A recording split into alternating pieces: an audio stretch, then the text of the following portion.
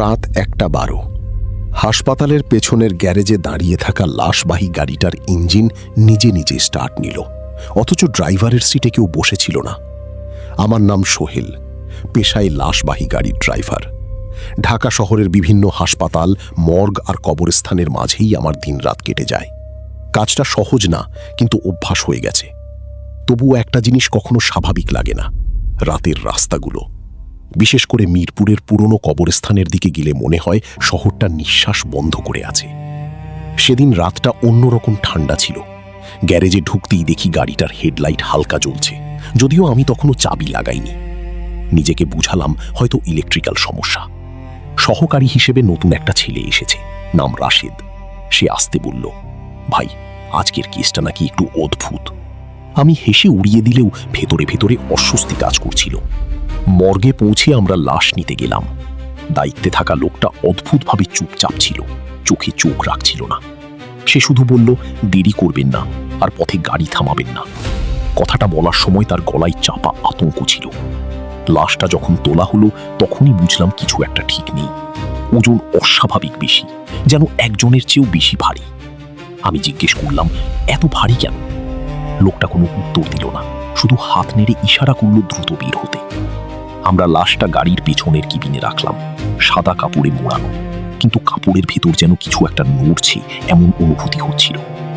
আমি নিজেকে বললাম, এটা শুধু কল্পনা। গাড়ি স্টার্ট দিলাম। রাত তখন প্রায় 2টা। রাস্তায় কোনো গাড়ি নেই, শুধু আমাদের হেডলাইটের আলো সামনে এগিয়ে যাচ্ছে। গাড়ি চলতে শুরু করার কিছুক্ষণ পর ইন্টারকমে রাশেদের গলা এলো, ভাই, একটা কথা বলি। আমি বললাম, বল। সে একটু থেমে বলল, লাশটা নড়ছে মনে হচ্ছে। আমি হেসে বললাম, গাড়ি চললে এমন লাগে। কিন্তু তার গলায় ভয়ের কম্পন ছিল।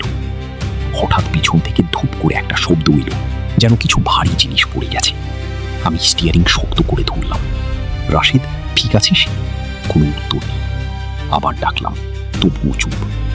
চারপাশের নিস্তব্ধতা আরো ভারী হয়ে উঠল। তখন রিয়ার ভিউ মিররে চোখ পড়তেই দেখি পিছনের কেবিনের দরজা একটু ফাঁকা, আর ভিতর থেকে যেন কেউ তাকিয়ে আছে।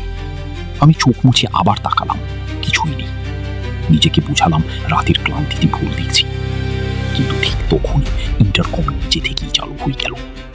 স্ট্যাটিক শব্দের মধ্যে একটা অপরিচিত গলা ভেসে এলো, থামাও। আমি ব্রেক চাপলাম না। গলাটা আবার এলো, এবার আরো স্পষ্ট, থামাও। এটা রাশেদের গলা না। আমার শরীর ঠান্ডা হয়ে গেল।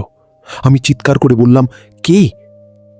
কোনো উত্তর নেই, কিন্তু পেছনের দরজায় টক টক করে শব্দ শুরু হলো, যেন কেউ ভেতর থেকে বের হতে চাইছে। ঠিক তখনই হঠাৎ রাশেদের গলা এলো, ভাই, দরজা খুলবেন না। আমি চমকে উঠলাম, তুই কোথায়? সে কাঁপা গলায় বলল, আমি কেবিনে নাই, আমি বাইরে আছি। আমার বুক থক করে উঠল। আমি আর সহ্য করতে পারলাম না। হঠাৎ ব্রেক চাপলাম। গাড়ি থেমে গেল।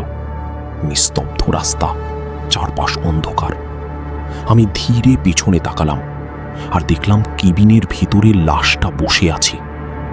সাদা কাপড় গলা পর্যন্ত নেমে গেছে, আর তার চোখ খোলা, সরাসরি আমার দিকে তাকিয়ে। ঠোঁট নড়ে খুব আস্তে বলল, দেরি করেছ। আমার শরীর অবশ হয়ে গেল। আমি দরজা খুলে দৌড়ে নেমে পড়লাম। রাস্তার পাশে দেখি রাশেদ দাঁড়িয়ে কাঁপছে, তার চোখ ভয়ে বড় হয়ে আছে। সে বলল, আমি ভেতরে থাকতে পারিনি ভাই, ও আমার দিকে তাকাচ্ছিল। আমরা দুজনেই কিছুক্ষণ গাড়ির দিকে তাকিয়ে রইলাম। ভেতরে আলো জ্বলছে, কিন্তু কোনো নড়াচড়া নেই। সাহস করে আমরা আবার গাড়ির কাছে গেলাম। দরজা খুলে দেখি লাশটা আগের মতো শুয়ে আছে, চোখ বন্ধ, যেন কিছুই হয়নি। আমরা আর এক মুহূর্ত নষ্ট না করে গাড়ি চালিয়ে কবরস্থানে পৌঁছালাম। লাশ নামানোর সময় কবর খননকারী লোকটা আসতে বলল, এই লোকটা 3বার কবর দেওয়া হয়েছে। সেদিনের পর থেকে আমি রাতে শিফট ছেড়ে দিয়েছি, কিন্তু এখনো মাঝে মাঝে রাতে ঘুম ভেঙে শুনি গাড়ির ইঞ্জিন চলছে আর কেউ ডাকছে, চলো, দেরি হচ্ছে।